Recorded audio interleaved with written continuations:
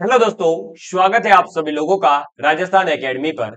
मैं प्रवीण सिंह आप सभी लोगों के साथ में। जैसा कि आप सभी लोग जानते हैं, कंटिन्यूअसली अपन बात कर रहे थे राजस्थान लैब असिस्टेंट प्रतियोगी परीक्षा के लिए आपके फिजिक्स यानी भौतिक विज्ञान के ऊपर।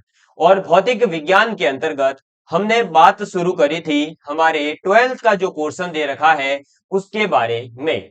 12th के पोर्शन के अंतर्गत हमने पहला टॉपिक स्थिर वैद्युतिकी को जो है कंप्लीट कर लिया था। इसके बाद में अपन ने दूसरा टॉपिक विद्युत धारा करंट इलेक्ट्रिसिटी को अपन ने शुरू किया था।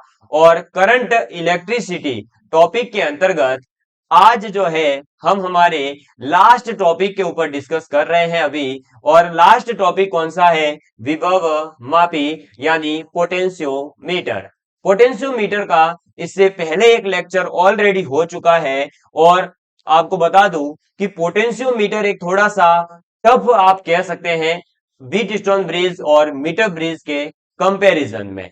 क्योंकि जो मीटर सेतु और व्हीट स्टोन सेतु थे वो बहुत ही आसान थे, केवल एक एक केस था और फॉर्मूला हुआ और काम कंप्लीट।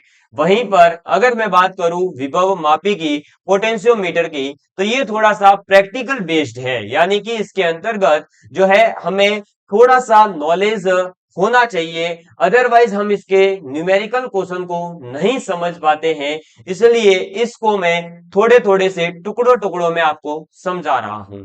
इससे पहले के 19 नंबर के लेक्चर के अंदर आपने जो सीखा था उसे अपन एक बार रिवाइज करेंगे। उसके बाद में आज के लेक्चर के अंदर अपन कुछ इससे संबंधित कॉन्सेप्ट और टर्मिनोलॉजी जो है, शब्दावलियां हैं, उनको जानेंगे।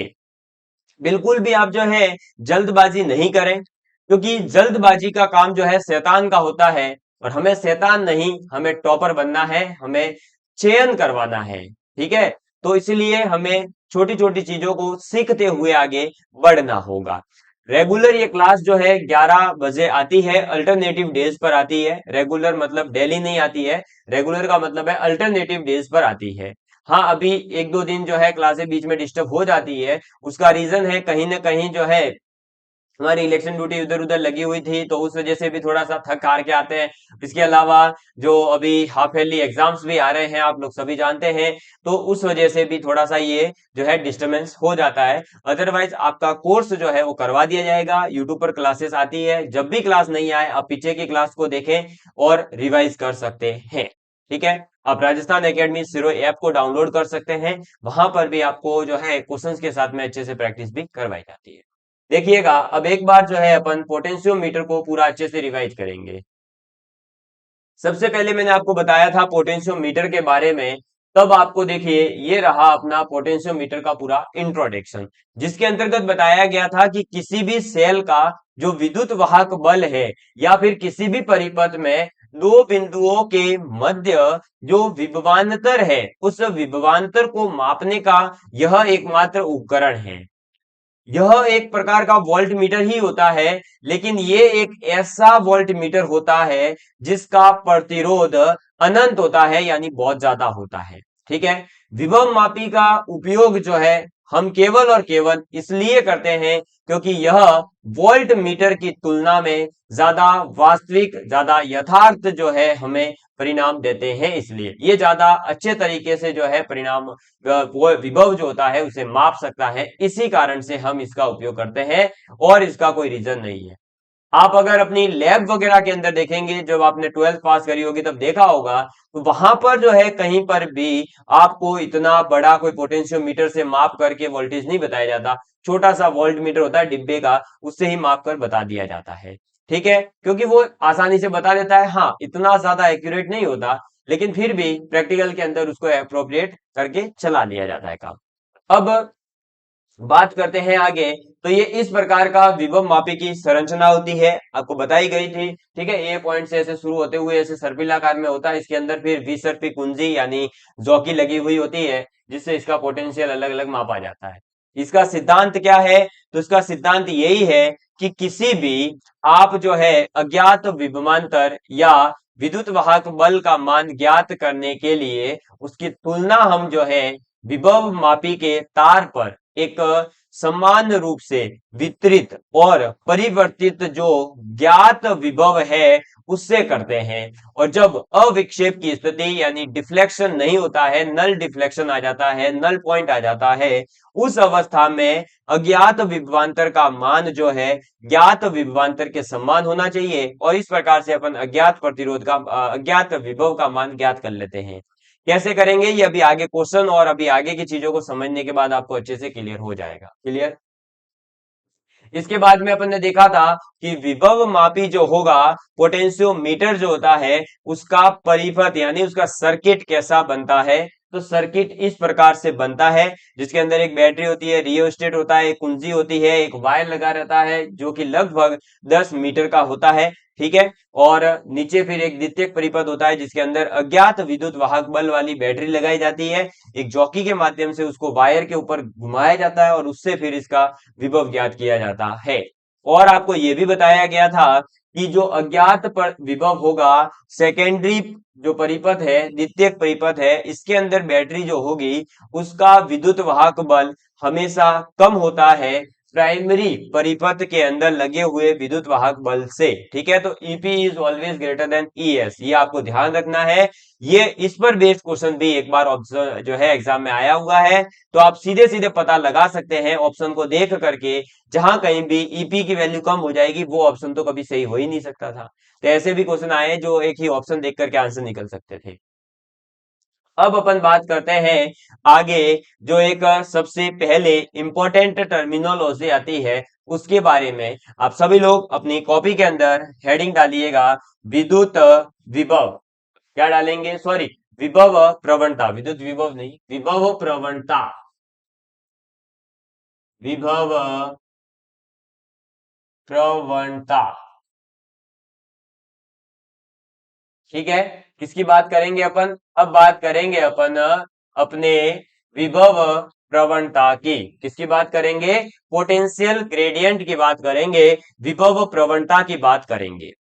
विभव प्रवणता का मतलब क्या होता है, तो सबसे पहले आप डेफिनेशन लिख लीजिए, उसके बाद में इसको मैं आपके सामने क्लियर करता हूं। तो विभव मापी के तार लिखिएगा फटाफट, विभव मापी पोटेंशियोमीटर के तार, विभव मापी के तार की एकांक लंबाई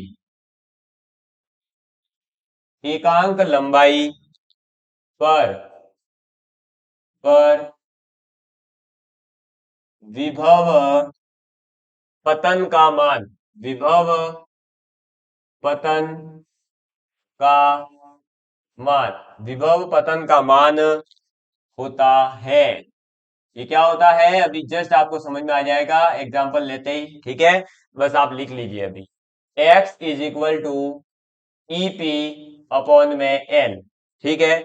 और इसका जो मात्रक होगा विभव प्रवणता का, यानी x से इसको रिप्रेजेंट करते हैं, और इसका जो मात्रक होता है वो होता है वोल्ट पर मीटर। क्या होता है, वोल्ट पर मीटर।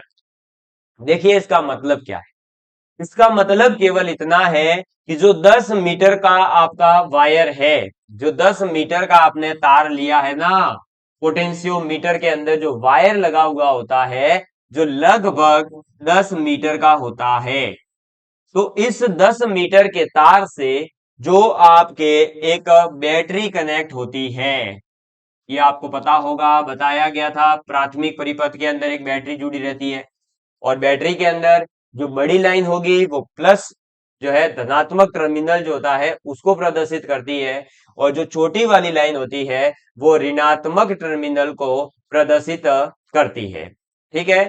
तो इसके अंदर ये जो बैटरी है, इससे ये 10 मीटर का एक वायर जुड़ा हुआ है इस ए पॉइंट से लेकर इस बी पॉइंट तक, है ना।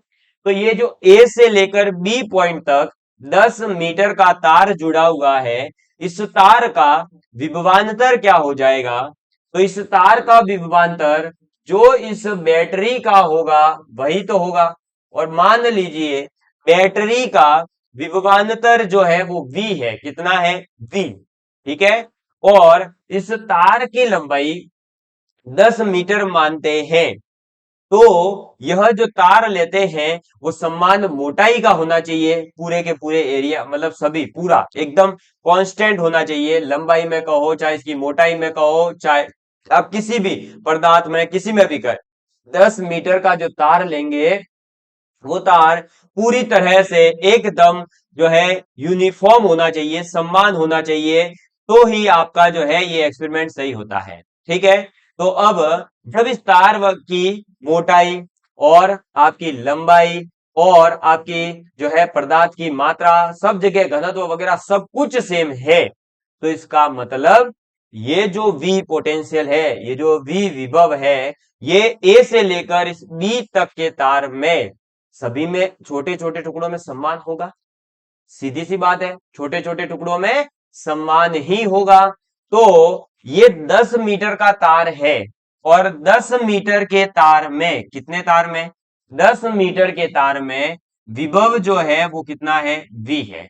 10 मीटर के तार में जो विभव है वो कितना है, V है। तो 1 मीटर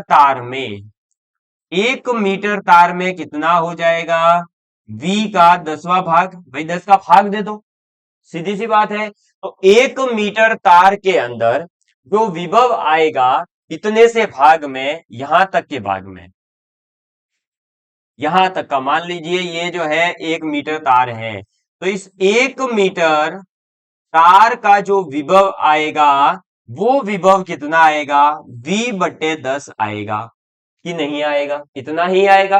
तो 1 मीटर तार का जो विभव होता है उसी को अपन कहते हैं विभव प्रवणता, पोटेंशियल ग्रेडियंट। समझ में आ गई बात? तो यही लाइन लिखवाई गई है कि विभव मापी के तार की एकांक लंबाई पर, एकांक लंबाई का मतलब ही क्या हो गया, यूनिट लेंथ, यूनिट लेंथ का मतलब 1 मीटर। एकांक लंबाई पर विभव पतन, विभव पतन का मतलब है पोटेंशियल ड्रॉप, यानी इस छोटे से टुकड़े ने कितना पोटेंशियल गेन किया, तो वो कितना करेगा, जितना इस पूरे में से होगा उसके 10वीं भाग के बराबर, V/10। उस पतन का जो मान होता है उसी को अपन विभव प्रवणता कहते हैं। तो x is equal to EP upon में एल हो जाएगा। x इज इक्वल टू क्या हो जाएगा, ईपी अपॉन में एल। तो सर ईपी क्यों लिया, ईपी भाई जो प्राथमिक परिपथ था उसमें मैंने ईपी से रिप्रेजेंट करा था विद्युत बल को, इसलिए। ठीक है, वरना तो जो भी पोटेंशियल होगा, यहां देखो जैसे V से रिप्रेजेंट किया तो V ले सकते हो आप, V/10 हो गया इसका। तो ऐसे जिससे भी दे रखा होगा वैल्यू उसका भाग दे दोगे लंबाई का, तो फिर अपने को पोटेंशियल ग्रेडियंट आपको मिल जाएगा, विभव प्रवणता मिल जाएगी।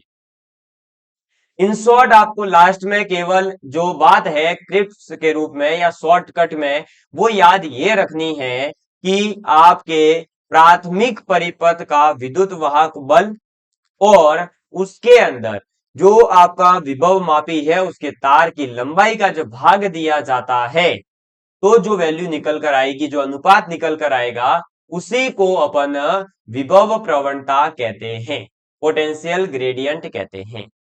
तो मुझे उम्मीद है कि आप सभी लोगों को विभव प्रवणता अच्छे से समझ में आ गई होगी, क्योंकि इसकी बहुत जरूरत पड़ने वाली है आगे अपने को, इसलिए। ठीक है, चलिए इसको आप एक बार नोट डाउन कर लीजिए अच्छे से, ये बहुत काम की चीज है। इसके बाद में मैं आपको दो इंपॉर्टेंट कॉन्सेप्ट्स लिखवाने जा रहा हूं। ठीक है, चलो आगे बढ़ते हैं। अब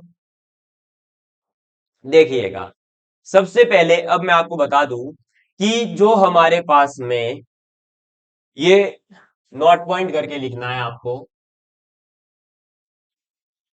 ठीक है, नोट पॉइंट करके लिखिएगा कि हमारे पास में जो ये पूरा का पूरा परिपथ है, इस परिपथ के अंदर हमने लास्ट वाले डायग्राम में देखा था कि किसी एक पॉइंट के ऊपर क्या आएगा, नल अवस्था आएगी। लेकिन मान लीजिए उस नल अवस्था से आगे पीछे अगर हम घूमते हैं तो क्या होता है, उसके लिए जो डायग्राम आपके सामने है वो मैं ला देता हूं। ये देखिए, ये डायग्राम देखिएगा अच्छे से, पूरा अच्छे से समझना है। मान लीजिए ये अपने पास में विभव मापी है पूरा का पूरा। इस विभव मापी के अंदर मैं दो केस कर रहा हूं, कितने, दो केस। ध्यान से सुनना, आराम से पूरी चीजों को, बहुत काम की चीज है ये। इससे रिलेटेड जब क्वेश्चन आएगा तो अच्छे अच्छे बच्चे नहीं कर पाते हैं। देखिए, ये रहा सी पॉइंट, जो है अपना नल पॉइंट है। क्या है ये? सी जो है वो नल पॉइंट है, मैं यहां लिख रहा हूं, देखिएगा। ये क्या है? Null point. नल पॉइंट का मतलब है कि जिस पॉइंट के ऊपर जो हमारे पास ये गैल्वेनोमीटर है, इस गैल्वेनोमीटर के अंदर कोई डिफ्लेक्शन नहीं आएगा, कांटा ना इधर जाएगा ना उधर जाएगा, जीरो पर अटक जाएगा, उसको कहते हैं नल पॉइंट। तो वो सी पॉइंट जो है वो नल पॉइंट अपन ने ले लिया है। और और हमारे पास अब दो अलग अलग कंडीशन ले रहे हैं हम। एक ले रहे हैं इस सी पॉइंट के किस तरफ, राइट साइड में एक C2 पॉइंट, और एक बार हम इसके लेफ्ट साइड में आते हैं C1 पॉइंट। यानी जो नल बिंदु है, उस नल बिंदु के हम एक बार तो जा रहे हैं दाई तरफ, एक बार जाएंगे बाई तरफ। दाई तरफ जाने पर क्या होता है और बाई तरफ जाने पर क्या होता है, ये हम पता लगाएंगे। और यही हमारे काम का है। एग्जाम में अगर क्वेश्चन आ जाए तो हमें क्या करना है, देखिएगा। तो अब पहला केस ले रहा हूं मैं, केस ए। ठीक है, तो आप लिखिएगा अब नोट पॉइंट के अंदर केस ए। केस ए, और केस ए की पहले आप पूरी आराम से थ्योरी लिख लीजिए, उसके बाद में आपको ये अच्छे से समझ में आ जाएगा, कहीं दिक्कत नहीं आने वाली। थ्योरी परफेक्ट लिखिएगा। यदि द्विसर्पी कुंजी, जिसे अपन जॉकी कहते हैं इंग्लिश में, और आपने भी जॉकी ही याद रखा होगा, मैं डायरेक्ट जे लिख रहा हूं। यदि जॉकी यानी जे को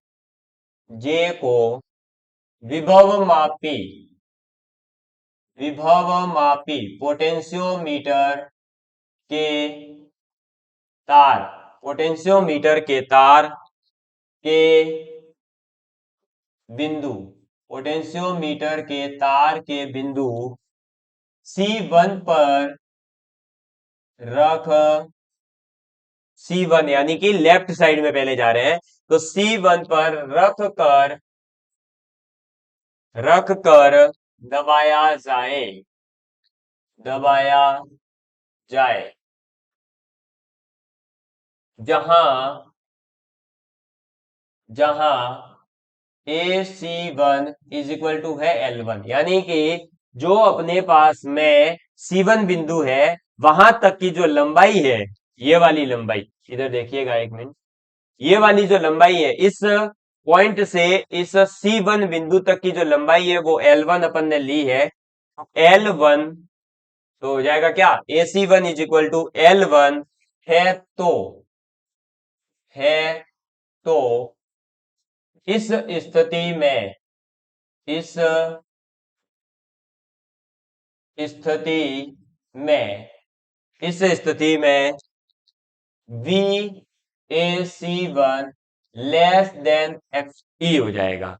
ये इधर स्थिति की जगह स्थिति लिख लिया है ना, इसको स्थिति कर देते हैं, वरना कॉन्सेप्ट तो कोई समझेगा नहीं, पहले ये कमेंट करेगा सर स्थिति गलत लिखा था, तो भाई स्थिति सही कर दिया।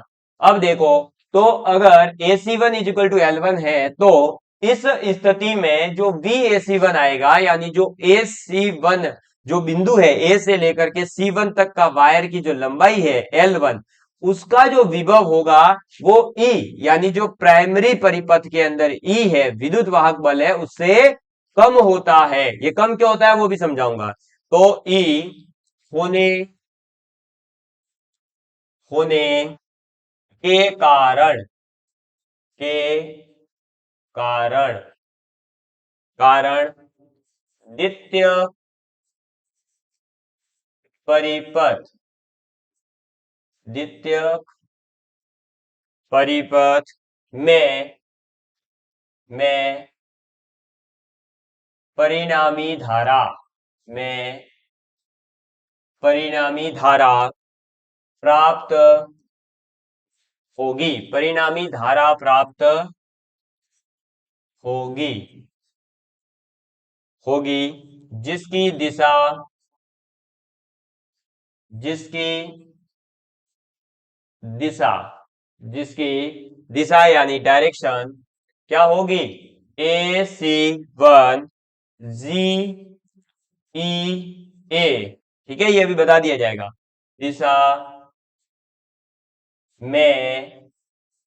दिशा में अर्थात दक्षिणावर्त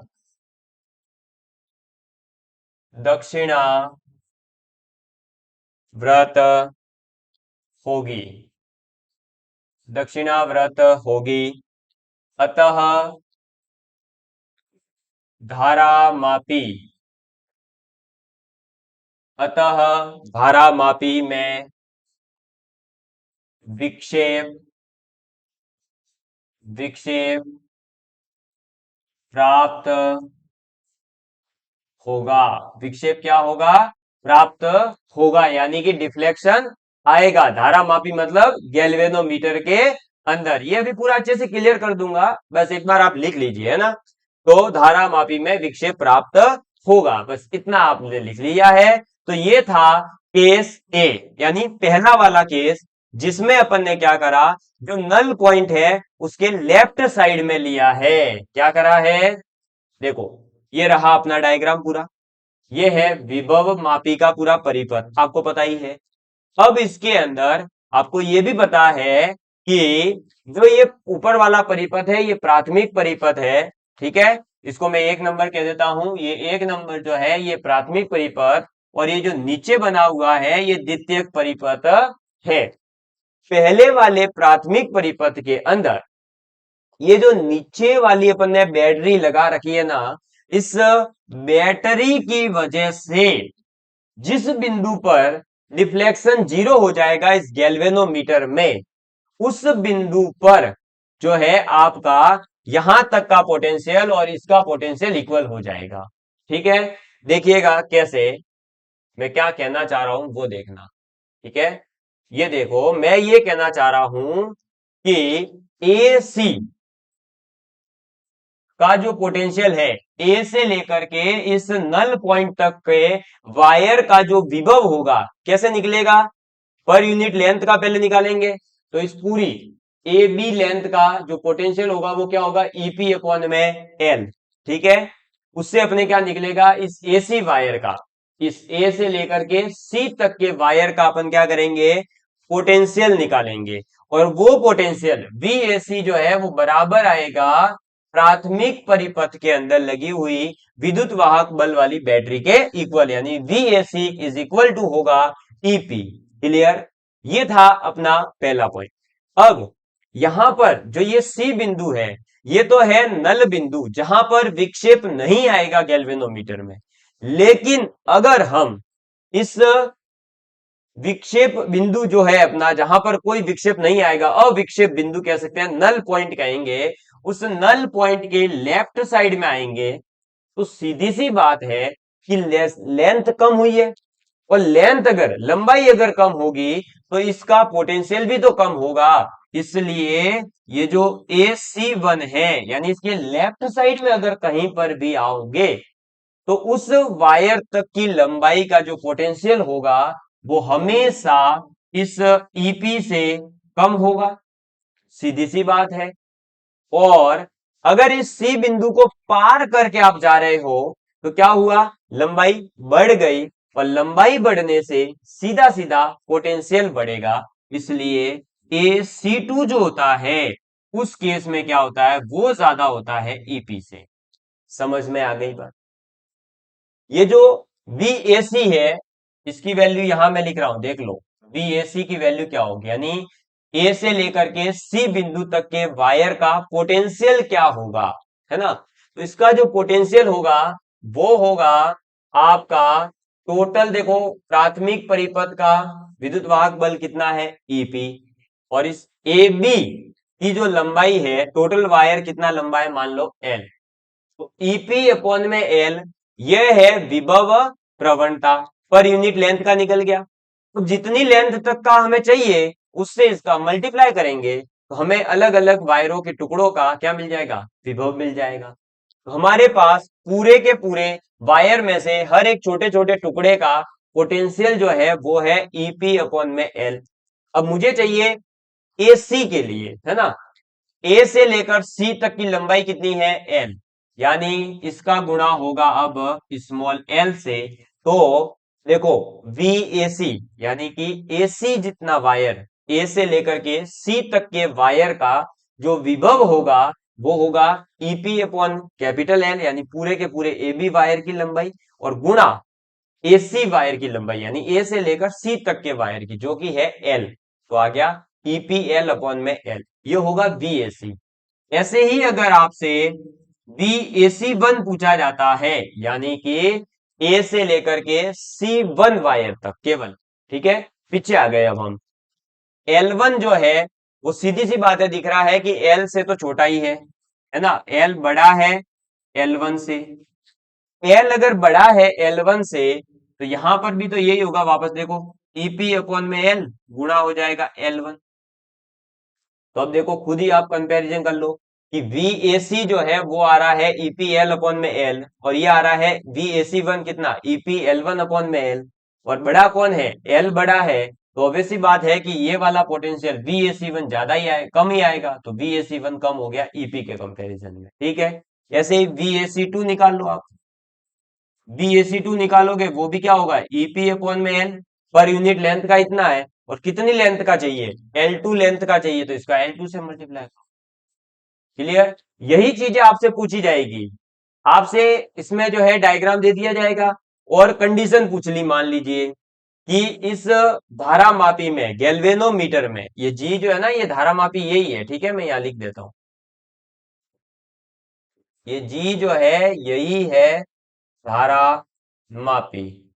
अब कोई पूछ ले वे इस धारा मापी के अंदर जो है विक्षेप कब होगा, तो विक्षेप तब होगा जब इस ईपी से कम पोटेंशियल हो या ज्यादा हो। अगर ईपी के बराबर है तो फिर इस धारा मापी में कोई किसी प्रकार का कोई विक्षेप नहीं होगा। समझ में आ गई बात।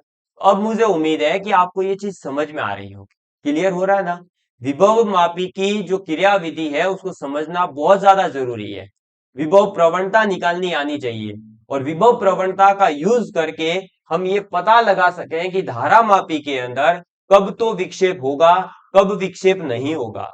अगर ये पता चल गया तो आप आसानी से इस विभव मापी का कैसा भी क्वेश्चन आएगा वो कर पाओगे। अदरवाइज आप कंफ्यूज रहोगे तो आपको जो है इसके क्वेश्चन को कर पाना मुश्किल हो जाएगा, और इस पर जो बेस्ड क्वेश्चन आता है वो बहुत सारे बच्चे नहीं कर पाते हैं, क्योंकि इसके अंदर थोड़ी सी प्रैक्टिस और थोड़ी सी खुद की जो है अंडरस्टैंडिंग बहुत ज्यादा अच्छी चाहिए होती है।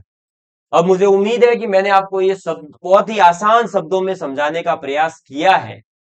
फिर भी अगर कोई प्रॉब्लम है ना कहीं भी, तो आप बताइएगा, आपकी उस समस्या का समाधान मैं जरूर करूंगा। कैसा भी हो, इसको समझाने के लिए मैंने खुद ने जो है 3-3 4-4 घंटे लगा करके इसको आसान से आसान भाषा में बनाने का प्रयास किया है। अदरवाइज आप यही सब चीजें समझने बैठिएगा, बुक में देख लीजिएगा कितना जो है एकदम कॉम्प्लिकेटेड वे में दे रखा है, और हर बुक पोटेंशियोमीटर का अलग ही डायग्राम बनाती है।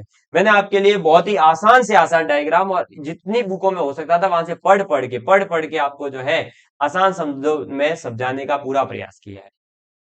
ठीक है, इसको आप अच्छे से नोट डाउन कर लीजिए। पहले तो केस ए है, और ये केस बी जो है अब आपका ये का यही है। केस बी में भी आपको ये की ये थ्योरी मिलेगी, बस वहां क्या करना है, AC2 बराबर L2 हो जाएगा, और फिर दिशा वो की वो हो जाएगी, बस यहाँ पे आ जाएगा सर्किट कौन सा, AC2GCEA। तो इसलिए मैं नहीं लिखवा रहा हूं, आपको मैंने यही लिखवा दिया है कि AC2 जो होगा वो EP से ज्यादा होगा, और AC1 जो है वो EP से कम होता है। आप इसको ऐसे समझ सकते हैं सीधा सीधा कि संतुलित लंबाई जो होगी, जहां पर नल बिंदु मिल जाता है, उसके अगर लेफ्ट साइड में जाओगे तो क्या होगा, आपके विभव का मान कम आएगा इस प्राथमिक परिपथ में लगे हुए विद्युत वाहक बल से, और अगर इससे आगे निकलोगे तो ज्यादा हो जाता है। बस यही तो, ये याद रखनी है कंडीशन। ठीक है, ये है विभव मापी की क्रिया विधि। आप इसको नोट डाउन कर लीजिए फटाफट से। इसके बाद में इसमें जो है विभव प्रवणता जो होती है वो किन किन कारकों पर निर्भर करती है वो भी हमें देखना है। ठीक है, जल्दी इसको नोट डाउन कर लीजिए फटाफट। ठीक है, जल्दी। और इतना तो आपको समझ में आ ही गया होगा कि अब इसके अंदर क्या होगा, जब आपका इस विभव से कम होगा, यानी जो AC1 वाला केस है, उसमें ये जो अपना धारामापी है ना, ये कैसे घूम रहा था, दक्षिणावर्त। ठीक है, तो सीधी सी बात है कि जब आपके पास में AC2 ज्यादा हो जाएगा, कम था तब दक्षिणावर्त घूम रहा था, तो ज्यादा हो जाएगा तो क्या घूमेगा, उसके विपरीत घूमना शुरू कर देगा, यानी वामाव्रत घूमता है। इतना तो आप खुद भी अपना जो है अब दिमाग लगा ही सकते हैं कि जो चीज कम थी तो दक्षिणावर्त घूम रहा था, ज्यादा होने पर उल्टा घूमना शुरू हो जाएगी, सीधी सी बात। ठीक है, नोट डाउन कर लीजिए फटाफट, फिर मैं आगे लिखवाता हूं आपको।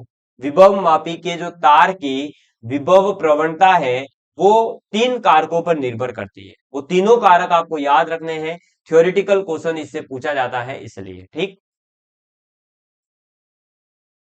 ठीक है, चलो अब मैं आगे बढ़ता हूं और आपको अब लिखना है विभव प्रवणता। लिखिएगा, विभव प्रवणता निम्न कारकों पर निर्भर करती है।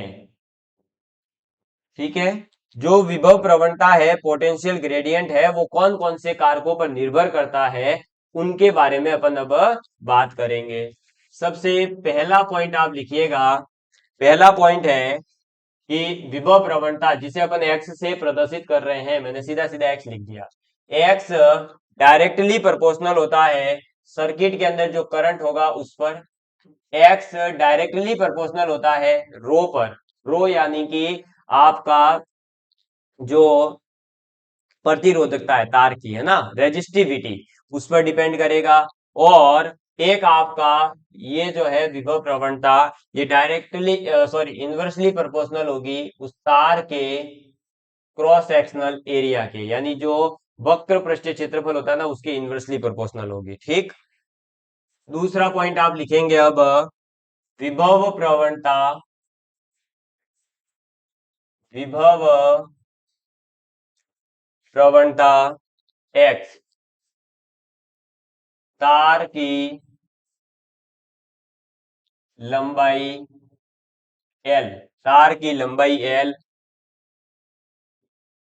प्राथमिक परिपथ, प्राथमिक परिपथ,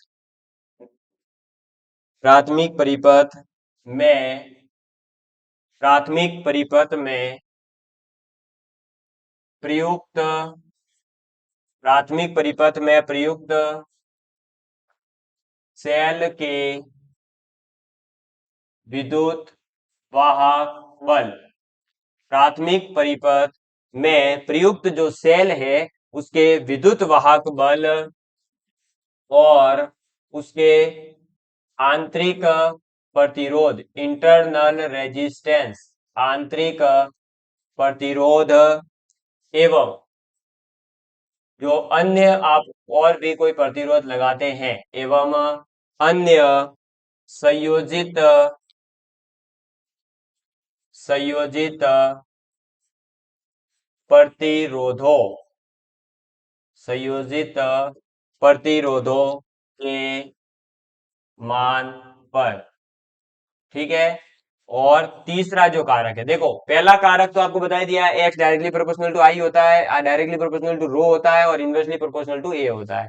दूसरा आपको बता दिया, विभव प्रवणता जो है वो एक्स जो है वो लंबाई की जो तार की लंबाई है, प्राथमिक परिपथ में जो प्रयुक्त सेल है उसका विद्युत वाहक बल और उसका आंतरिक प्रतिरोध और अन्य कोई प्रतिरोध संयोजित किया जाता है उस पर भी निर्भर करता है।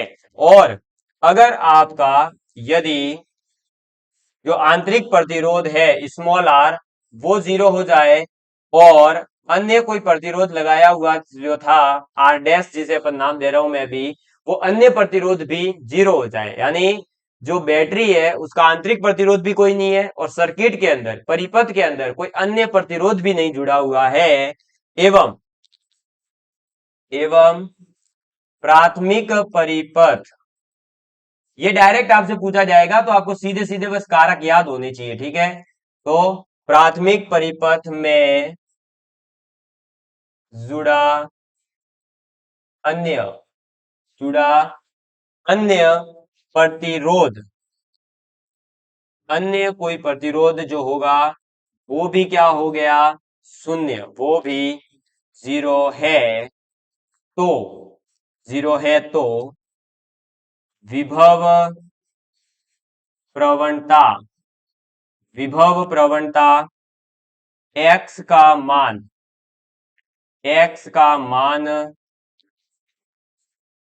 विभव मापी, विभव प्रवणता का मान जो है वो विभव मापी के के तार के काट क्षेत्रफल यानी क्रॉस सेक्शनल क्षेत्रफल जो होता है ना, वो काट क्षेत्रफल तार के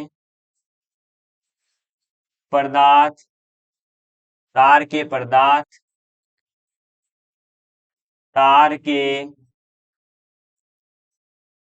प्रतिरोध, तार के पदार्थ, तार के प्रतिरोध आदि पर निर्भर। ठीक है, बस इतनी बात आपको याद रखनी है, निर्भर नहीं करेगा। सॉरी, इसमें ना एक बात, ये एक मिनट, मैं इसको छोटा कर देता हूं, ये इस पर निर्भर नहीं करेगा, आप ऐसा मत समझ लेना कि इस पर निर्भर करेगा, ये जो है इस पर निर्भर नहीं करेगा, वो मैं भी लिखवा रहा हूँ, टेंशन मत लो। एक मिनट, है ना, छोटा करके फिर ये लो, ये जी लिख लीजिए यहीं पर, मैं इसको मिटा देता हूँ।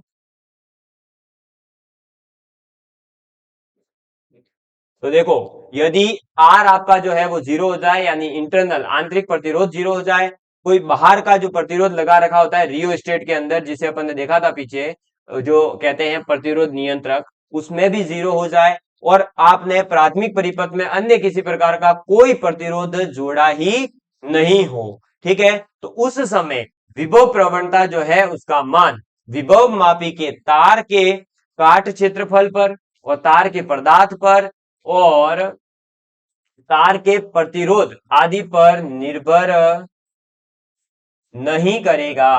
और क्यों करेगा भाई, अरे जब वो उसमें प्रतिरोध है ही नहीं तो उसका कोई इफेक्ट ही नहीं होगा। जब देखो आंतरिक प्रतिरोध है नहीं, आंतरिक प्रतिरोध नहीं है तो फिर आपके जो विभव है उसमें कहीं कमी आएगी नहीं। अब तार है, तार में कहीं अपन ने प्रतिरोध जोड़ा ही नहीं है, इसने स्पष्ट बोला है कि अन्य कोई प्रतिरोध जोड़ा ही नहीं है अपन ने साथ में, तो फिर तार का काट क्षेत्रफल कोई भी हो, तार का पदार्थ कोई भी हो, तार का प्रतिरोध कोई भी हो, उसका जो है आप डिपेंडेंसी नहीं रखोगे विभव प्रवणता पर। क्यों?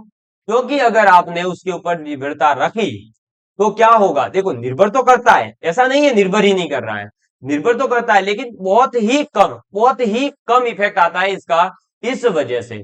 अब अगर ऐसा हम मानने लग जाए कि निर्भर करता है तो हमें बहुत ज्यादा कैलकुलेटिव हो जाएगा हमारा विभव प्रवणता निकालना भी। और हम जो है किसी भी एक्सपेरिमेंट को जब करते हैं तो एक बार के लिए हम अनुमान मान लेते हैं, पहले रिजल्ट देखते हैं, हाँ अगर ज्यादा फर्क आता है तब हम उस अनुमान के अनुसार फिर दूसरी चीजें करते हैं।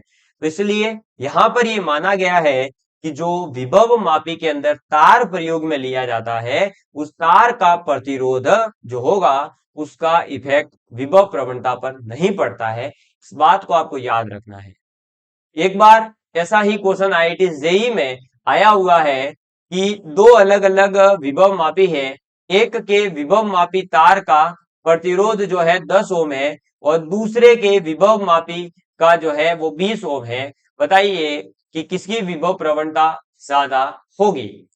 तो आपको वहां पर आंसर देना है कि दोनों की ही विभव प्रवणता समान होगी, क्योंकि वहां पर जो तार है उसका प्रतिरोध कितना है उसको तो गिनना ही नहीं होता, वो तो नगण्य माना जाता है।